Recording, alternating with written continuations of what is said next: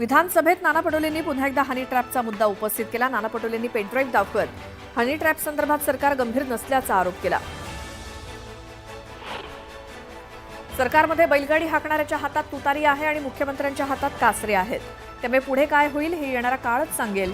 तर बैलगाडीचे बैल कोण हे मी सांगू शकत नाही, असं खळबळजनक विधान वडेट्टीवारांनी केलं। त्यांच्या या वक्तव्यानं चर्चांना उधाण आलंय। ठाकरेंना सत्तेची ऑफर देणं ही वैचारिक दिवाळखोरी आहे असं म्हणत मुख्यमंत्री देवेंद्र फडणवीसांनी उद्धव ठाकरेंना दिलेल्या ऑफरवरनं राऊतांनी टोला लगावला। उद्धव ठाकरेंनी शिंदेंच्या शेजारी बसणं टाळल्यामुळे चर्चांना उधाण आलं होतं, त्यावरती संजय राऊतांनी प्रतिक्रिया दिली। एकनाथ शिंदेंना मांडीवर घेऊन बसायला हवं होतं का, असा खोचक टोला त्यांनी लगावला।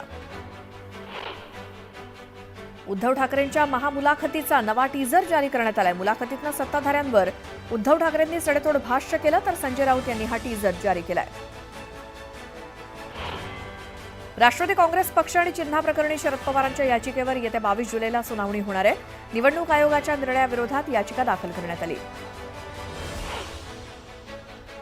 मी देखील लाडकी बहीण आहे, मला तुम्ही कधी न्याय देणार, असा हतबल सवाल मुख्यमंत्र्यांसह उपमुख्यमंत्र्यांना ज्ञानेश्वरी मुंडेंनी केलाय। तर परळीतील बंगल्यावरनं फोन आल्यामुळे तपास थांबलाय, असा धक्कादायक आरोप देखील ज्ञानेश्वरी मुंडेंनी केला। प्रवीण गायकवाड यांच्यावरती झालेल्या हल्ल्याचे पडसाद मालेगावात उमटताना दिसतायत। संभाजी ब्रिगेडच्या कार्यकर्त्यांनी मोर्चा काढत आंदोलन केलं। यावेळी दोषींवरती कडक कारवाई करण्यात यावी अशी मागणी करण्यात आली। पुण्यामध्ये प्रवीण गायकवाड यांच्या समर्थनार्थ बॅनरबाजी करण्यात आली। पवारगडाच्या कार्यकर्त्यांकडून पुण्यातील कोथरूड परिसरात बॅनरबाजी करण्यात आली। आम्ही पुरोगामी विचारांसोबत, आम्ही प्रवीण दादांसोबत, असा आशय या बॅनरवरती झळकतोय। महाराष्ट्र कुस्तीगीर परिषदेच्या निवडणुकीचा फैसला धर्मादाय आयुक्तांच्या कोर्टात गेलाय। दोन्ही निवडणुकीची प्रक्रिया केल्यानंतर निवडणूक आयोग फैसला करणार आहे। तर दुसरीकडे शरद पवारांच्या उपस्थितीत कुस्तीगीर परिषदेची बैठक पार पडली। तळेगाव, सोमाटणे आणि लोणावळा येथील वर्सोली टोलनाक्यावरील अनियमिततेबाबत आमदार सुनील शेळकेंनी सरकारला धारेवर धरलं होतं। या प्रकरणी मंत्री दादा भुसेंनी चौकशीचे आदेश दिले। वर्ध्याच्या हिंगणघाटमध्ये ठाकरे गटानं मोर्चे बांधणीला सुरुवात केली। निवडणुकीच्या पार्श्वभूमीवर कार्यकर्ते आणि पदाधिकारी एकवटले। यावेळी हिंगोलीत ठाकरे गटाचा मेळावा पार पडला असून निवडणुका जिंकण्याचा निर्धार करण्यात आलाय। मराठा समाजाला सरकारनं दिलेलं आरक्षणाबाबतचं आश्वासन मराठा समाजाच्या मोर्चा आधी म्हणजेच 29 ऑगस्ट आधी पूर्ण करावं अशी मागणी आमदार कैलास पाटील यांनी केली। नागपूरच्या ऐतिहासिक विधान भवन परिसराचा चेहरा मोहरा लवकरच बदलणार आहे। विधानसभा अध्यक्ष राहुल नार्वेकर यांच्या मार्गदर्शनाखाली विस्तारीकरण आणि नव्या प्रशासकीय इमारतीच्या आराखड्याचं सादरीकरण मुंबईच्या विधान भवनात करण्यात आलं। जळगावातही परिचारिका संघटनेच्या वतीनं एक दिवस काम बंद आंदोलन पुकारण्यात आलंय। शासनाप्रमाणे नर्सिंग भत्ता, गणवेश भत्ता आणि शैक्षणिक भत्ता मंजूर करावा, यासोबतच विविध मागण्यांसाठी एक दिवसीय काम बंद आंदोलन करण्यात आलंय। गोंदियातील परिचारिकांनी बेमुदत संपात सहभाग घेतला। जवळपास 283 परिचारिका संपात सहभागी झाल्या। मागण्या मान्य न झाल्यास उद्याही संप कायम राहील असा इशारा दिलाय। मात्र या सगळ्यात रुग्णांचे मात्र हाल होत आहेत। घाटी रुग्णालयातील परिचारिकांनीही बेमुदत संप पुकारला। पगारवाढीच्या मागणीसह कंत्राटी भरती रद्द करण्यासाठी निदर्शनं सुरू होती। यावेळी सरकारविरोधात जोरदार घोषणाबाजी करण्यात आली। धुळ्यातील भाऊसाहेब हिरे शासकीय वैद्यकीय महाविद्यालयातील परिचारिका कर्मचारी संपावर गेलेत। विविध मागण्यांसाठी परिचारिकांनी काम बंद आंदोलन पुकारलंय। 300हून अधिक कर्मचारी संपात सहभागी झाले। चंद्रपुरातही परिचारिकांनी आंदोलन पुकारत संपात सहभाग घेतला, त्यामुळे राज्यातील आरोग्य व्यवस्थेच्या अडचणीत वाढ झाली आहे। परिचारिका संपावर गेल्यामुळे रुग्णांचे हाल होत आहेत। गोसेखुर्द धरणाचं बॅकवॉटर आणि अतिवृष्टीनंतर निर्माण होणाऱ्या पूरपरिस्थितीचा भंडाऱ्यातील गावांना चांगलाच फटका बसलाय। मात्र गणेशपूर, बेला आणि भोजापूर या 3 गावांना पूरबाधितांच्या पुनर्वसनाच्या यादीतनं वगळण्यात आल्याचा आरोप करत पूरबाधित पुनर्वसनाच्या मागणीसाठी एकवटले। घनसावंगीत झालेल्या मुसळधार पावसामुळे नदी नाल्यांना पूर आलाय। मागील 20 दिवसात जालन्यामध्ये पावसानं पाठ फिरवली होती, मात्र पावसाच्या पुनरागमनामुळे सर्वांनाच दिलासा मिळालाय। जालन्यातील घनसावंगी तालुक्यात झालेल्या मुसळधार पावसामुळे पिकांचं नुकसान झालंय। सोयाबीनचं कापूस पीक पाण्याखाली गेल्यामुळे शेतकरी हताश झालाय। बीड जिल्ह्यामध्ये मध्यरात्रीपासून पावसानं जोर धरला। मुसळधार पावसामुळे माजलगाव तालुक्यातील नदी नाल्यांना पूर आला असून जनजीवन विस्कळीत झालं। बीडच्या शिरसाळा इथे रामवाडी पोहनेर पर्यायी पूल पावसात वाहून गेलाय, त्यामुळे हा पूल वाहतुकीसाठी बंद झालाय। त्यामुळे संतप्त ग्रामस्थांनी पूल तत्काळ बांधून द्यावा अशी मागणी केली आहे।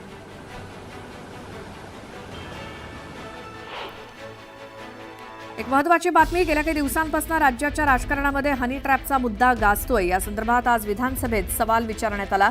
काँग्रेस आमदार नाना पटोलेंनी हनी ट्रॅप संदर्भातला मुद्दा मांडत माहिती देण्याचं आवाहन केलं। याचे केंद्रबिंदू मंत्रालय आणि नाशिक ठाण्यापर्यंत आहेत, मग सरकार माहिती का देत नाही असा सवाल पटोलेंनी विचारत सरकारला धारेवर धरलं।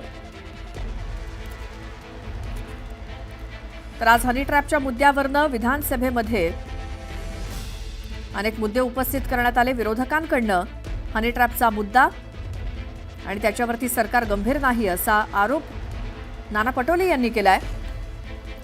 हनी ट्रॅपचं केंद्र मंत्रालय आहे, नाशिक आहे, ठाणे आहे, मात्र तरी देखील सरकार गंभीर नाही। नाना पटोलेंनी एक पेनड्राईव्ह सुद्धा दाखवला आणि त्यावरून त्यांनी सरकारला धारेवर धरलं।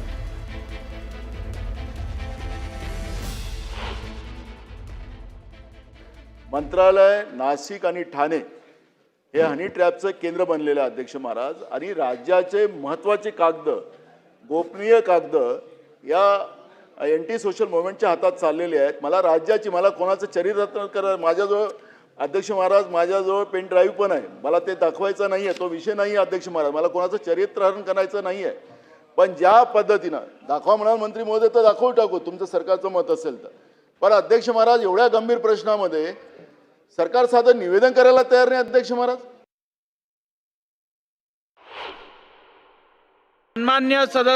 सन्मान्य ज्येष्ठ सदस्य नानाभाऊ पटोलेंनी इकडे आज जो मुद्दा उपस्थित केलेला आहे, या अधिवेशनात जेवढी निवेदनं करायचे निर्देश शासनाला दिले गेले आहेत ती सर्व निवेदनं उद्या संध्याकाळी सभागृहाची बैठक संपण्यापूर्वी शासनाने करावी असे मी सक्त निर्देश परत शासनाला देत आहे।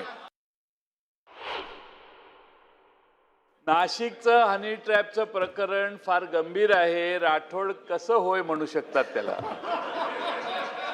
अध्यक्ष महोदय, माननीय उपमुख्यमंत्री महोदयांच्या सारख्या दर्जाच्या माणसाने सभागृहाला आणि महाराष्ट्राला आश्वस्त करावं। अध्यक्ष महोदय, आपण या बाबी गांभीर्याने घेतलेल्या आहेत आणि आपल्या निर्देशाप्रमाणे शासनाने देखील नोंद घेतलेली आहे। राज्याचे गृहराज्यमंत्री यांनी काल मीडिया समोर जाहीर विधान केलंय की नाशिकच्या माणसानं सुद्धा दिलेली तक्रार मागे घेतली आणि ठाण्याच्या माणसांनी सुद्धा तक्रार मागे घेतली आणि आपसामध्ये सेटलमेंट करून हा विषय संपला असं गृहराज्यमंत्री म्हणतात। आणि राज्याचे उपमुख्यमंत्री म्हणतात आम्ही हा विषय गांभीर्याने घेतलेला आहे। तुम्ही सभागृहाची दिशाभूल करत नाही ना दोघे जण? अध्यक्ष महोदय, हे मला सांगायचं आहे एवढ्या गंभीर प्रश्नावर। मी ज्या केसच्या बद्दल माहिती दिली, मुळात ती तक्रार ही कुठली हनी ट्रॅपच्यावर तक्रार नव्हती, ती तक्रार वेगळी होती। आणि त्या बाबतीमध्ये जर का ज्यांनी तक्रार दिलेली आहे, ज्यांच्याविरुद्ध तक्रार दिलेली आहे, दोघांमध्ये जर का कॉम्प्रोमाइज झालं तक्रार मागे घेतली गेली, इतकं सिंपल आहे। ही तक्रार हनी ट्रॅपची नव्हती। मुद्दा असा नाही की मला कोणाला ब्लॅकमेल करायचं आहे। माझ्या महाराष्ट्राच्या सुरक्षेला धोका पोहोचलेला आहे, असामाजिक तत्वाकडे महाराष्ट्रातले गोपनीय कागद पोहोचलेली आहेत आणि त्याची काळजी आम्हाला आहे।